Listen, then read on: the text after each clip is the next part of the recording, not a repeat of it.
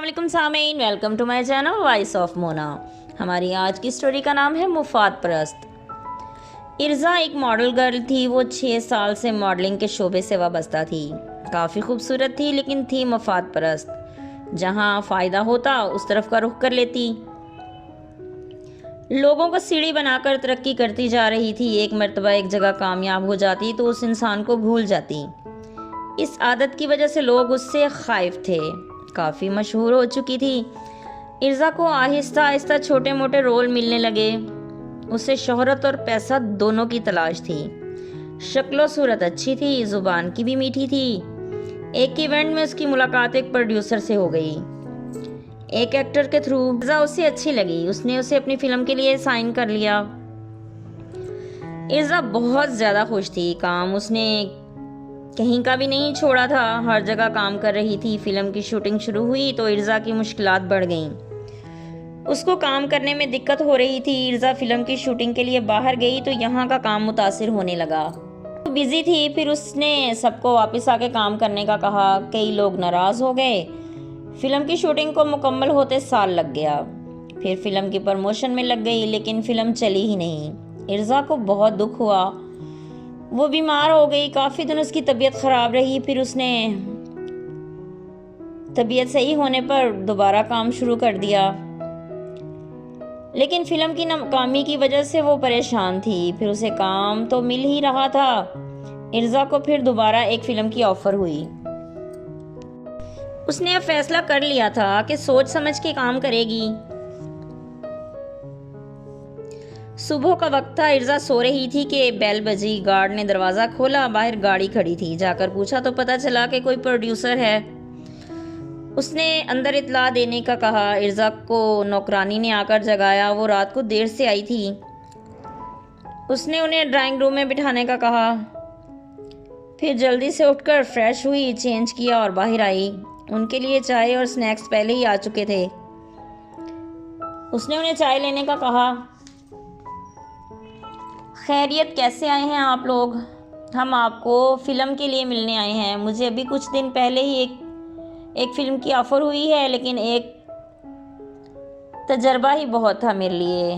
काम तो करना है, हर कामयाबी के लिए, नाकामी के लिए नहीं। आप देख लें फिर हामी भरिएगा। कोई ज़बरदस्ती नहीं और जल्दी भी नहीं है। ठीक है, मैं सोच कर बताती हूँ। बाकी कामयाबी के लिए हर कोई कोशिश करता है, मेहनत भी करता है। आपको किसने कहा कि फ़िल्म आपकी वजह से नाकाम हुई? अगर ऐसा होता तो हम नहीं आते आपके पास।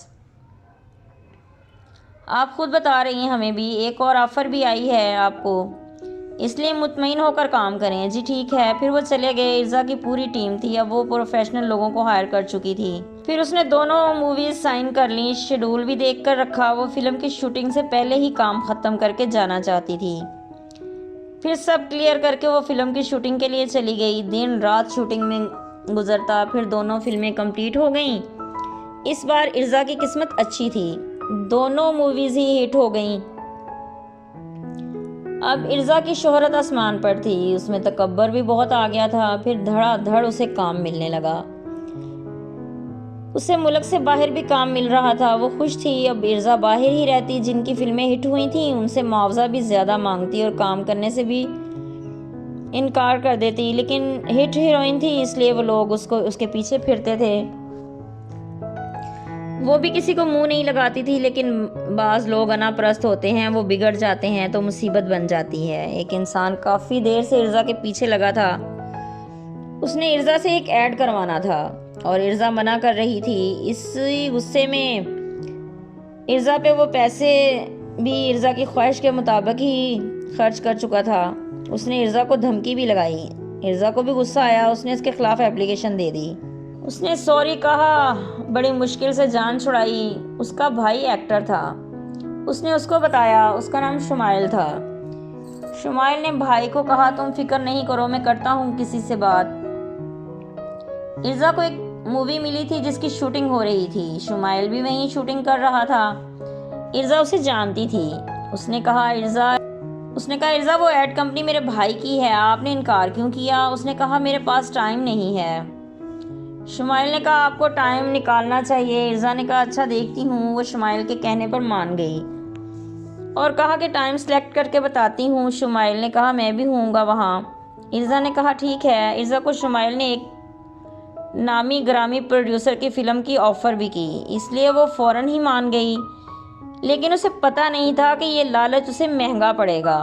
वो ऐड के लिए मुकर्ररा दिन गई। शुमाइल और बहुत से एक्टर वहाँ थे। ऐड हो गया। उन लोगों ने बहुत शानदार डिनर भी दिया।